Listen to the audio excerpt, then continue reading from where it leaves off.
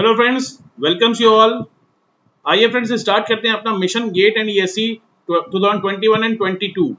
ठीक है फ्रेंड्स, यहाँ हम लोग क्विक रिवीजन कर रहे हैं प्रोडक्शन इंजीनियरिंग का, जो कि आपको अभी लेटेस्ट में होने वाले एग्जाम्स एसएससी जेई का जो होने वाला है, एनएलसी का जो होने वाला है, इसके लिए बड़ा ही यूजफुल हो सकता है। ठीक है फ्रेंड्स, हमारा अनअकैडमी गेट मैकेनिकल इस चैनल को आप जल्दी से सब्सक्राइब कर लीजिए, क्योंकि इस चैनल पे आपको इंडिया के बेस्ट एजुकेटर्स की एक टीम मिलने वाली है, जो कि आपको हम ये 8-9 लोग आपको सभी लोग मिल करके मैकेनिकल इंजीनियरिंग की, इंजीनियरिंग सर्विसेज की और ये गेट एग्जाम की और इसी के साथ साथ और भी जो सपोर्टिंग एग्जाम्स हैं, जितने भी एक्स्ट्रा एग्जाम्स हैं, हर एक चीज की प्रिपरेशन पे फोकस करेंगे। आपको भी पता है कि इंजीनियरिंग सर्विसेज और गेट ये दो ऐसे स्टैंडर्ड एग्जाम है जिनकी अगर आपने प्रिपरेशन कर ली तो बाकी हर एक एग्जाम की आपकी प्रिपरेशन अपने आप ही हो जाती है, चाहे वो इसरो हो, चाहे वो सेल हो, चाहे वो एनएलसी हो, चाहे वो एसएससी हो, सारा कुछ कवर हो जाता है। ठीक है फ्रेंड्स, तो आइए स्टार्ट करते हैं और ये है मेरा ब्रीफ प्रोफाइल और हम लोग अपना टॉपिक स्टार्ट करते हैं। प्रोडक्शन इंजीनियरिंग में हम लोग आज से मेटल कटिंग स्टार्ट करने जा रहे हैं। ठीक है फ्रेंड्स, तो आप लोगों में से मैक्सिमम लोगों को पता होगा कि मेटल कटिंग बेसिकली होती क्या है। What is metal cutting?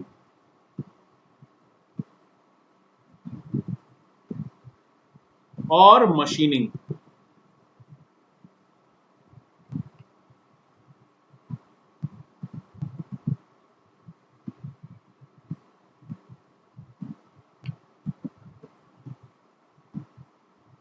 Metal cutting या मशीनिंग क्या होती है? मेटल कटिंग या मशीनिंग ये किसी भी मेटेलिक प्रोडक्ट में से जो एक्स्ट्रा मटेरियल अवेलेबल है, जो भी देखिए होता क्या है, जो भी मेटेलिक कंपोनेंट्स होती हैं उनको रियल लाइफ में यूज करने से पहले, इंजीनियरिंग एप्लीकेशन में यूज करने से पहले उनकी सरफेस फिनिश बहुत ही अच्छी होनी चाहिए, स्मूथ सरफेस फिनिश होनी चाहिए और उनकी डायमेंशनल एक्यूरेसी एकदम परफेक्ट होनी चाहिए। ऐसी रिक्वायरमेंट होती है।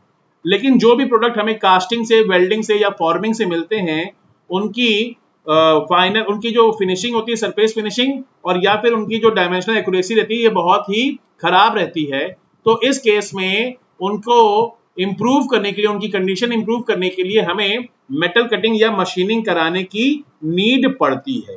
ओके फ्रेंड्स, और यही इसका सबसे इंपॉर्टेंट रीजन है, जिसकी वजह से यहाँ पर हम लोग काफी सारे, यहाँ मेटल कटिंग में कई सारे टाइप्स के हमारे पास ऑपरेशंस हैं।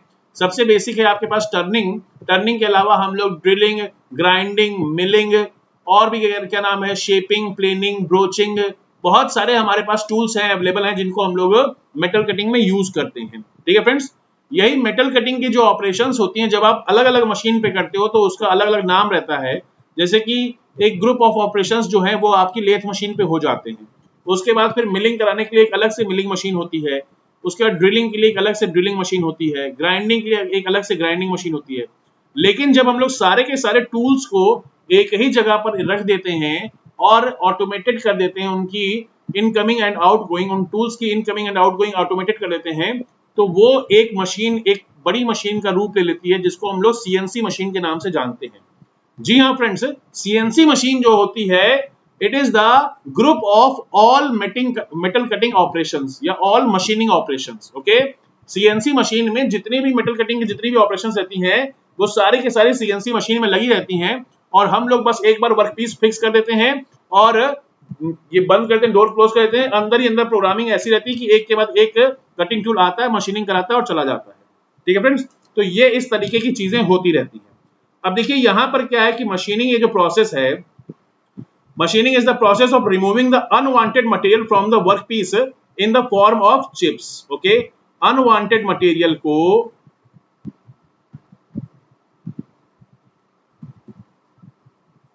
Removal of unwanted material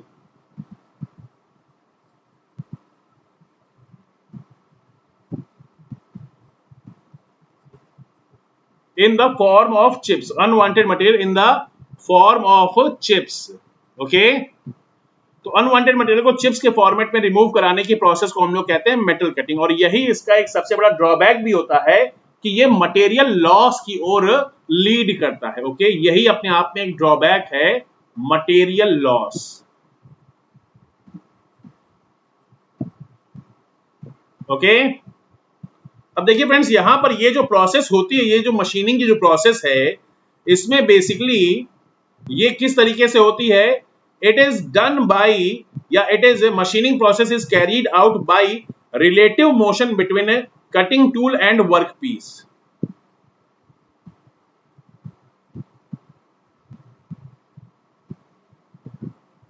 relative motion between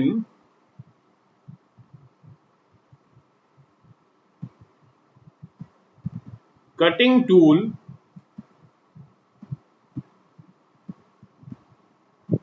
and work piece. Okay friends, cutting tool और वर्क पीस में हम लोग एक रिलेटिव मोशन कराते हैं।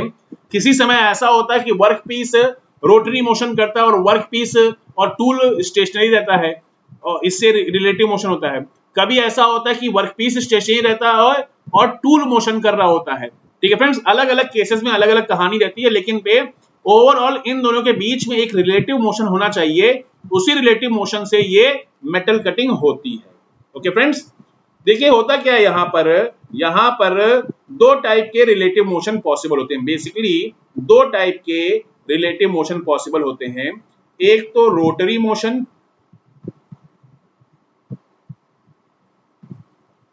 रिलेटिव मोशन को भी अगर देखें तो ये भी दो टाइप के रिलेटिव मोशन पॉसिबल होते हैं।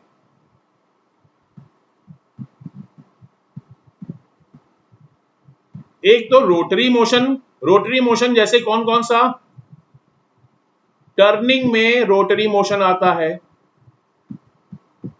ड्रिलिंग में, उसके बाद ग्राइंडिंग में,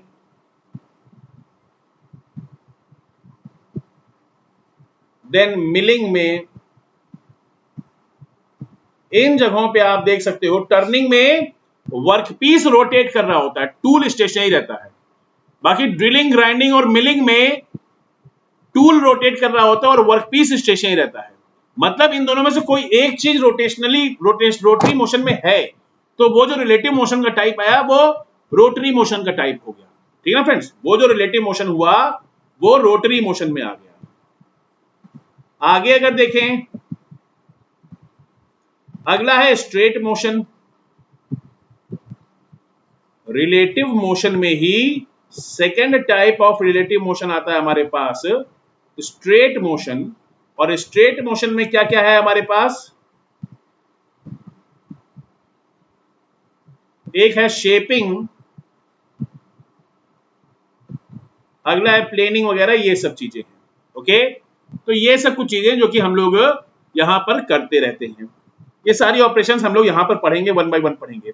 सबसे मेजर ड्रॉबैक क्या है, मेजर ड्रॉबैक है ये मटेरियल लॉस के, जो चिप्स के फॉर्मेट में जो मटेरियल लॉस होता है वही चीज कहलाती है, यही आपका सबसे बड़ा मेजर ड्रॉबैक होता है। ओके, टर्निंग जो है फ्रेंड्स, यहां पर हम लोग जिस तरीके से हम लोगों ने कास्टिंग में सैंड कास्टिंग को बेस मानते हुए सारी थ्योरी पढ़ी थी, उसी तरीके से टर्निंग सबसे मोस्ट बेसिक एग्जांपल, सबसे मोस्ट बेसिक ऑपरेशन होती है मेटल कटिंग की।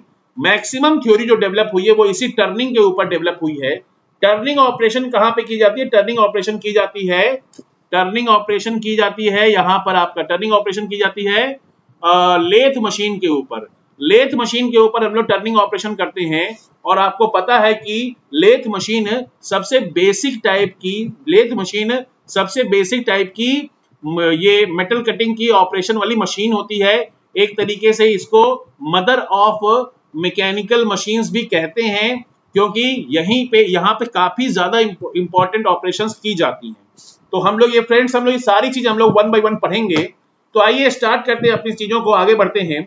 यहां पर देखिए क्या है, यहां होता क्या है, टर्निंग में बेसिकली होता क्या है, टर्निंग में, या ये नेक्स्ट पेज पे आ जाते हैं, हेडिंग डालिए टर्निंग।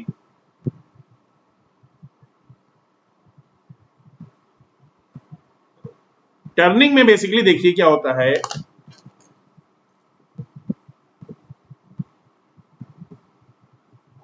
टर्निंग में हमारे पास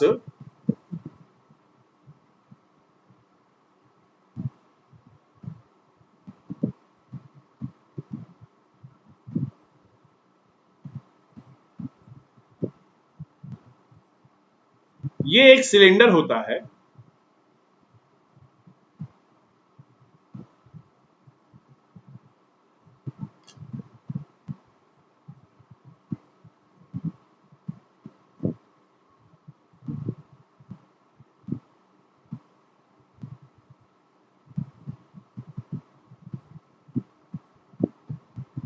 ये जो सिलेंड्रिकल वर्कपीस है ये बहुत हाई स्पीड से रोटेट कर रहा होता है। ठीक है फ्रेंड्स, ये सिलेंड्रिकल वर्कपीस बहुत हाई स्पीड से रोटेट कर रहा होता है। यहां पर हम लोग एक कटिंग टूल ला करके लगा देते हैं।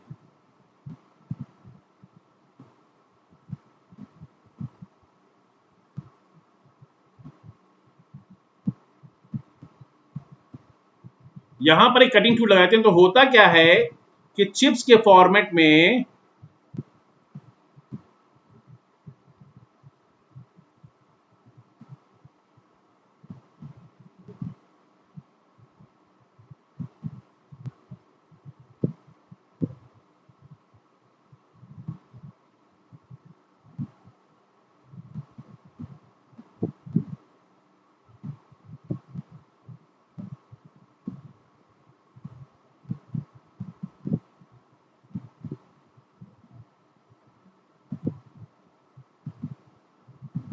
चिप्स के फॉर्मेट में मटेरियल यहां से बाहर निकलता जाता है।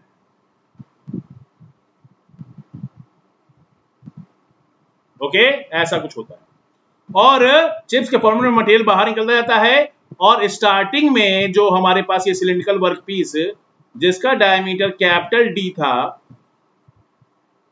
या D1 भी आपको कहीं कहीं दिख जाएगा, D1 D2 दिख जाएगा, या किसी किसी बुक्स में कैपिटल डी से small D. Okay friends,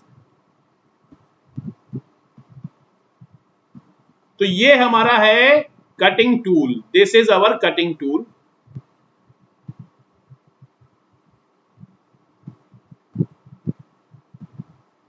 okay, और ये वर्क पीस है और ये है चिप। अब यहां पर क्या है फ्रेंड्स,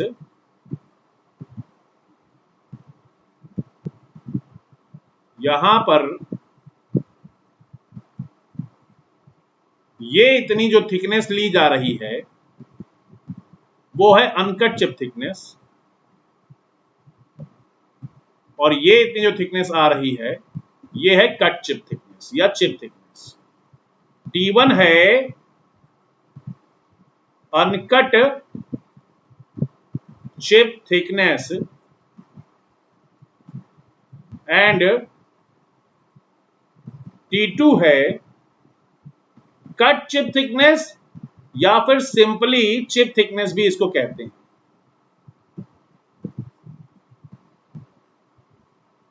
ओके, यहां पर देखिए फ्रेंड्स होता क्या है, D1 है या कैपिटल डी है initial diameter of work piece,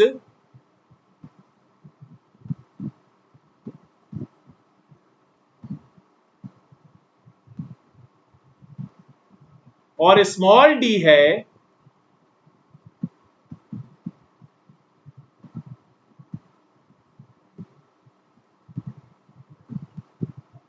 final diameter of work piece. Okay, अब देखिए होता क्या है कि ये जो कटिंग टूल है, ये कटिंग टूल यहां से इस चिप्स को रिमूव कराता जाता है और धीरे धीरे ये कैपिटल डी से स्मॉल डी डायमीटर में कन्वर्ट होता जाता है हमारा वर्क पीस। ओके फ्रेंड्स, यहां पर देखिए होता क्या है कि ये जो T1 है, essentially T1 will remain less than T2। Okay, हर हाल में ऐसा होगा कि जो T2 है यानी कि जो चिप की थिकनेस है, कट चिप थिकनेस है, वो हर हाल में अनकट चिप थिकनेस से ज्यादा होती है। ओके, क्योंकि यहां पर हम लोग एक कन्वेंशन मान के चलते हैं, यहां पर एक एजम्पशन रहता है हमारा, एक एजम्पशन रहता है। एजम्पशन क्या रहता है? एजम्पशन रहता है कि width of chip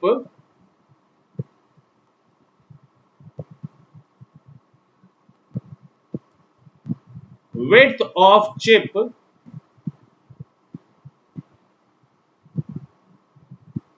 remain constant remain constant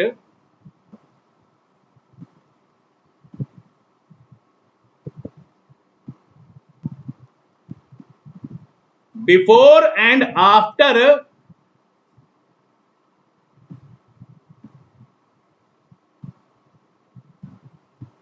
shear of oblique cutting. देखिए फ्रेंड्स, यहां पर जो ये जो कटिंग हो रही है ये shear फोर्स की वजह से हो रही है। बेसिकली क्या हो रहा है, बेसिकली हो रहा है ये कि वर्कपीस तो आ रहा है इधर साइड से, हाई स्पीड से आ रहा है वर्कपीस। अब आपने यहां पर लगा दिया एक रिस्ट्रिक्शन कि इसके आगे आप जा नहीं सकते हो, तो वर्कपीस अपना इस वर्कपीस को इधर साइड में एक कटिंग फोर्स मिल रहा है और ये वर्कपीस जो है इधर साइड में बाहर निकलता जा रहा है। ठीक है फ्रेंड्स, तो ऐसी कुछ कहानी हो रही है। तो वर्कपीस पर ये आपका एक शियर फोर्स लग रहा है, ये वर्कपीस आ रहा था ऐसे और फोर्स लगा ऐसे, तो ये शियर फोर्स लगा है। तो इसी ये जो कटिंग हो रही है इसको शियरिंग भी बोलते हैं। मेटल कटिंग में, टर्निंग में जो कटिंग होती है मेटल कटिंग, वो शियरिंग ऑफ की वजह से होती है। अब होता क्या है कि यहां पर ये डायग्राम जब ऐसा कुछ बना रहेगा तो वो अपने को देखने में समझने में बड़ी दिक्कत होती है। तो इसी डायग्राम को कई बार बहुत सारी बुक्स में सिंप्लीफाई करके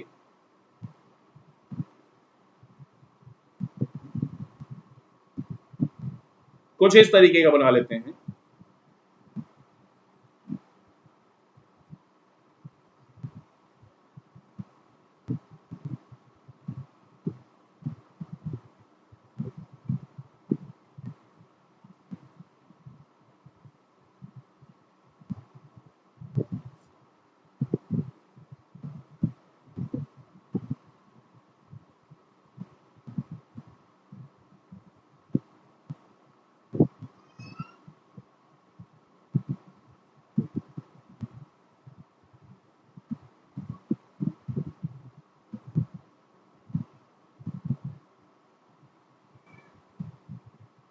ओके, ये क्या है, ये है टूल, ये क्या है, दिस इज द चिप, और ये क्या है, ये है वर्कपीस। ओके फ्रेंड्स, वर्कपीस में ये इतनी जो थिकनेस है,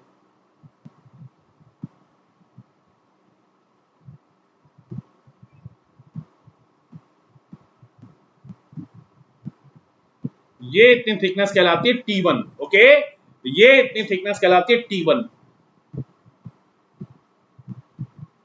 यानी कि ये। अब देखिए फ्रेंड्स, ये जो प्लेन है, वैसे तो जनरली ये एक प्लेन नहीं होता, ये एक थिकनेस होती है, मतलब ये एक थिक जोन होता है, लेकिन भी बहुत ही पतला होता है। कुछ थिकनेस होती है इसकी, थिक तो नहीं बोलेंगे, इसे थिन बोलेंगे। ये वेरी थिन जोन होता है, प्लेन नहीं होता है। प्लेन मतलब वो जिसकी कोई थिकनेस ना हो, जीरो थिकनेस हो। लेकिन अगर 0.0000001 मिलीमीटर भी है अगर थिकनेस, तो वो एक्चुअल में प्लेन नहीं कहलाता है। ठीक है फ्रेंड्स, प्लेन का मतलब जीरो, लेकिन ये बहुत ही पतला जोन होता है। तो वहां पर अभी हम लोग उतने डीप लेवल पे एनालिसिस नहीं करते हैं, बैचलर लेवल सिलेबस में इसको हम लोग प्लेन मान लेते हैं। और ये प्लेन कौन सा प्लेन है, ये प्लेन है शियर प्लेन। यानी कि आप लोग ये कह सकते हो, यानी कि आप लोग ये कह सकते हो कि शियर प्लेन वो प्लेन है जिसके अलोंग वर्क पीस की जो अनकट चिप का जो मटेरियल होता है, वर्क पीस के अनकट चिप का मटेरियल शियर प्लेन के अलोंग ही डिस्प्लेस होकर के बाहर निकलना शुरू करता है। ओके फ्रेंड्स, तो ये तो हो गया T1,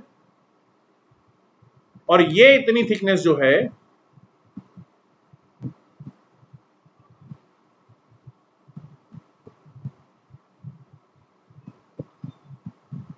ये इतनी थिकनेस है T2।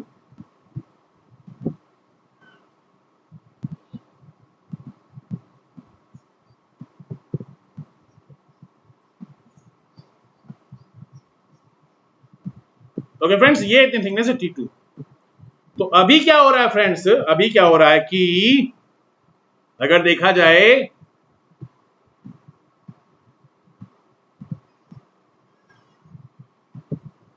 अगर देखा जाए तो हम लोग ये कह सकते हैं फ्रेंड्स कि यहां पर ये जो शेयर प्लेन है इसी के अलोंग सारी कटिंग होती है।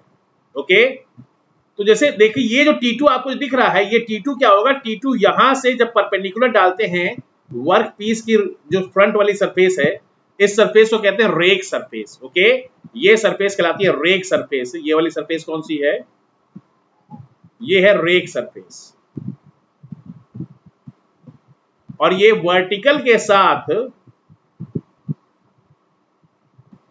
इस रेक सरफेस का जो एंगल बनता है, इस एंगल को कहते हैं बैक रेक एंगल। ओके, इसे कहते हैं बैक रेक एंगल। ऐसे ही हॉरिजॉन्टल के साथ शियर प्लेन का जो एंगल बनता है, उस एंगल को कहते हैं shear angle. Okay, after that ये वाला फेस कौन सा है, ये फेस है flank face. It is the flank of cutting tool.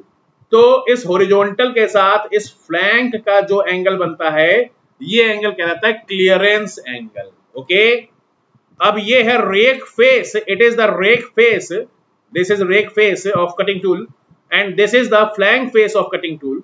तो ये फ्लैंक फेस और रेक फेस के बीच का जो एंगल बनता है, ये एंगल कहलाता है लिप एंगल। ओके, ये एंगल कहलाता है लिप एंगल। ठीक है फ्रेंड्स, तो यहां पर कई सारी चीजें आ गई हैं जो कि आपको बहुत बार यूज में आएंगी, कई बार आपको यूज में आती रहेंगी। ठीक है फ्रेंड्स, आगे बढ़ते हैं और मैं आपको बताता हूं यहां पे कितने टाइप्स की कटिंग होती है। टाइप्स ऑफ कटिंग अगर देखा जाए तो यहां पर एक कंटिन्यूअस कटिंग आ जाती है।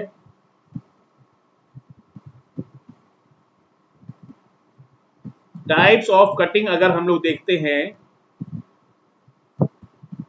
तो एक तो आपकी कंटिन्यूअस कटिंग, जिसमें वर्क पीस और कटिंग टूल लगातार एक दूसरे के कांटेक्ट में रहते हैं, जैसे कि आपका turning, drilling, grinding etcetera. Okay, दूसरी आती है इंटरमिटेंट कटिंग। इंटरमिटेंट कटिंग का मतलब ये कि वर्क पीस और कटिंग टूल का कांटेक्ट बार बार ब्रेक हो रहा होता है, जैसे कि मिलिंग और शेपिंग। कांटेक्ट होता है थोड़ी देर के लिए, फिर ब्रेक हो जाता है, फिर कांटेक्ट होता है, फिर ब्रेक हो जाता है। और तीसरे टाइप का अगर देखा जाए तो ये हो गया अनकन्वेंशनल कटिंग। अनकन्वेंशनल कटिंग का मतलब कि जिसमें कटिंग टूल और वर्क पीस के बीच में कोई कांटेक्ट कभी होता ही नहीं है। ओके, कटिंग टूल और वर्क पीस के बीच में कोई कांटेक्ट कभी होता ही नहीं है।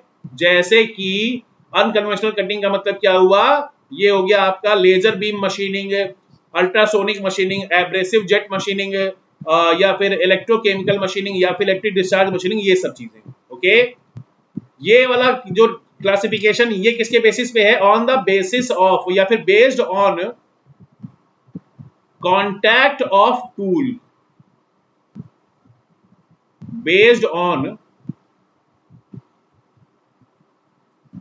Contact of tool. ओके, दूसरा क्या होता है, दूसरा टाइप का जो क्लासिफिकेशन है वो आपका हो सकता है मेटल रिमूवल रेट के बेसिस पे, on the basis of metal removal rate.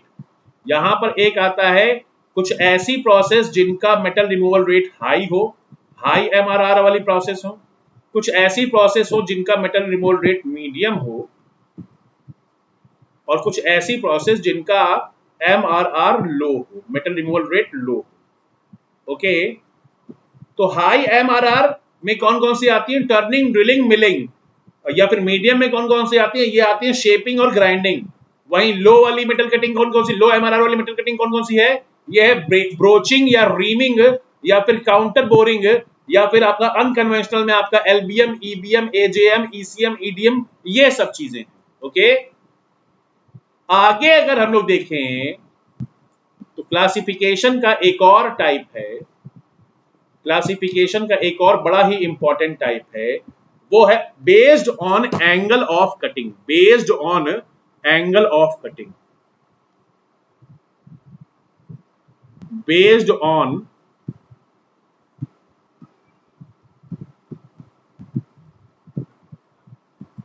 Angle of cutting. तो एंगल ऑफ कटिंग में आप देखें तो यहां पे आपके पास एक आता है ऑर्थोगोनल, ऑर्थोगोनल कटिंग, और दूसरा आता है ऑब्लिक कटिंग। ओके, ऑर्थोगोनल का मतलब जो हमारा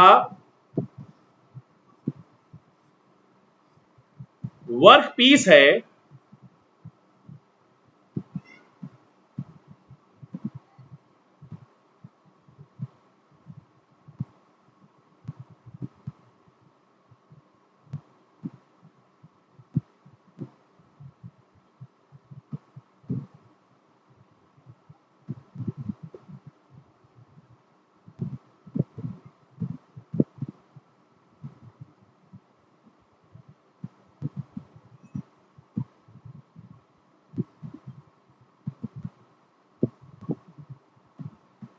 ये जो वर्क पीस है, हम लोग क्या करते हैं,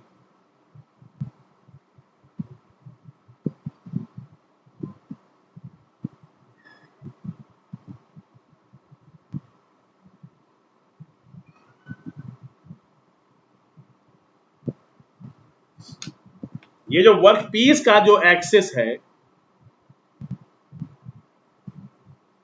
और कटिंग टूल का जो एक्सिस है, ये दोनों एक दूसरे के एग्जैक्टली परपेंडिकुलर होते हैं। Okay, cutting edge of the tool is normal to the tool feed. Okay, cutting edge of the tool is normal to the tool feed और normal to the वर्कपीस का एक्सिस, वर्कपीस का longitudinal axis. वहीं अगर oblique में देखें,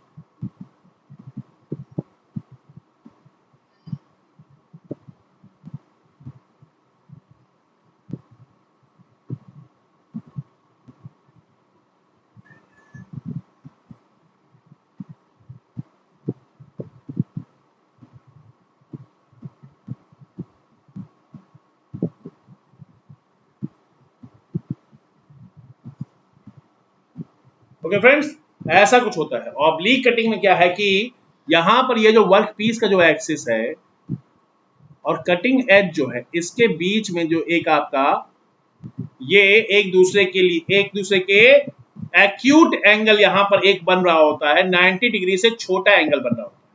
यहां ये जो एंगल ऑफ कटिंग होता है ये एग्जैक्टली इक्वल टू 90 डिग्री रहता है, जबकि ये जो एंगल ऑफ कटिंग होता है ये आपका लेस देन 90 डिग्री। ओके, वैसे कभी कभी कुछ लोग इस बात पे बहस करते हैं कि सर इधर साइड से अगर देखते हैं तो ये तो 90 है, इधर से भी देखते हैं तो ये भी 90 है, लेकिन इसमें एक इधर साइड से देखें तो ये तो 90 है, दूसरा ये लेस देन 90, दूसरा ये तो ग्रेटर देन 90 हुआ। तो आंसर लेस देन 90 होना चाहिए या ग्रेटर देन 90 होना चाहिए? यार डियर देखो, वैसे तो दोनों ही है, बात तो सही है, लेकिन इसको हम लोग ये कह सकते हैं, मैक्सिमम बुक्स में तो लेस देन 90 लिखा गया है, इसलिए मैं भी बोल रहा हूँ आपको लेस देन 90, लेकिन अगर आप कुतर्क करना चाहें तो ग्रेटर देन 90 बोल सकते हैं। और इन दोनों के बीच की एक सही आंसर क्या है? सही आंसर है कि ऑब्लिक कटिंग में कटिंग टूल का जो हमारा कटिंग टूल का जो एज है और जो वर्क पीस की एक्सिस है, उनके बीच का angle not equal to 90 degree होता है। ये आपको याद रखना है। अब इससे फायदा क्या होता है? इससे फायदा क्या होता है? ऑब्लिक कटिंग कराने का फायदा क्या होता है? ऑब्लिक कटिंग कराने का फायदा ये होता है कि यहां पर चिप की लेंथ इंक्रीज कर जाती है, लेंथ इंक्रीज करने से एरिया इंक्रीज करता है, एरिया इंक्रीज करने से यहां पर जो हीट जो प्रेजेंट पैदा हो रही है, वो हीट जो है उसका हीट कंसंट्रेशन काफी कम हो जाता है, और हीट कंसंट्रेशन कम होने से फिर आपका अच्छी सरफेस फिनिश मिल जाती है। ठीक है फ्रेंड्स, तो बस ये सारी चीजें आपको याद रखनी है कि कैसे कैसे क्या करना है। बाकी यहाँ पर टूल लाइफ भी आपको काफी अच्छी मिलती है, बेटर टूल लाइफ मिलती है। यहाँ ऑब्लिक कटिंग में बेटर सरफेस फिनिश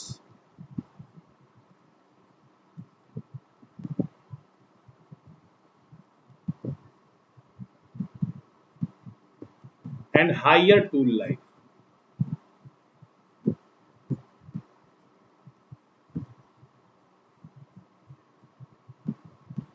ओके, जबकि यहां पर क्या है, यहां पर आपके पास हीट कंसंट्रेशन ज्यादा होने की वजह से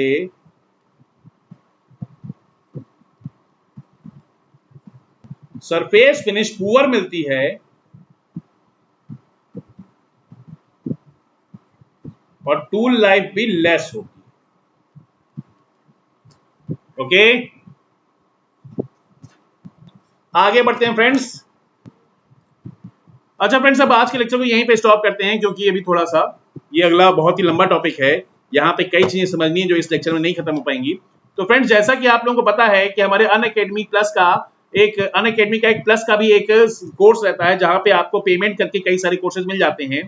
तो उसको अगर आप ज्वाइन करना चाहें तो ये मेरा रेफरल कोड है सर्वेश 10 या फिर सर्वेश 11। देखिए फ्रेंड्स, अनअकैडमी की तरफ से किसी को भी फोर्स नहीं किया जाता है कि वो जबरदस्ती आए, या फिर मैं भी आपको फोर्स नहीं कर रहा हूं। अगर आपको हमारी वीडियोस पसंद आ रही हैं यहाँ यूट्यूब चैनल पे, तो आप ये सोचिए कि यहाँ पर जब आपको फ्री में विदाउट एनी कॉस्ट जब इतना अच्छा मटेरियल मिल रहा है, तो आगे जहां पे आप पेमेंट करेंगे वहां पर आपको कितनी अच्छी चीजें आपको मिल सकती हैं।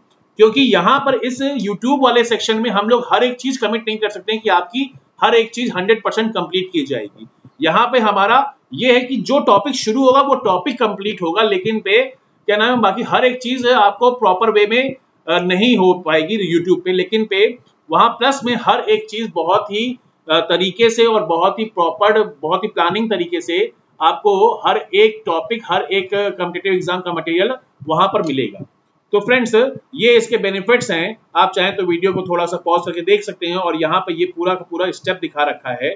इस वीडियो के इस स्टेप को आप देख करके आप चाहें तो ज्वाइन भी कर सकते हैं। ओके, तो ये फिर से मैं एक बार दिखा देता हूँ। ये आपको जाना क्या है, ये आपके सब्सक्रिप्शन के ये बेनिफिट हैं। आपको ऐप खोलना है, ऐप खोल करके वहां पर जाना है, अपना गोल चूज करना है, गोल चूज करने के बाद गेट ईएससी चूज करने के बाद आपको सब्सक्रिप्शन बटन पे क्लिक करना है। यहाँ पे आपको जो सब्सक्रिप्शन चाहिए वहां पे क्लिक करना है। उसके बाद फिर मेरा ये कूपन कोड डालना है सर्वेश 10, सर्वेश 10, सर्वेश 10 या सर्वेश 11, इन दोनों में से आप कोई भी डाल सकते हो। एंड नहीं करना है डियर, इन दोनों में से कोई भी एक डाल सकते हो। और होगा यहाँ पे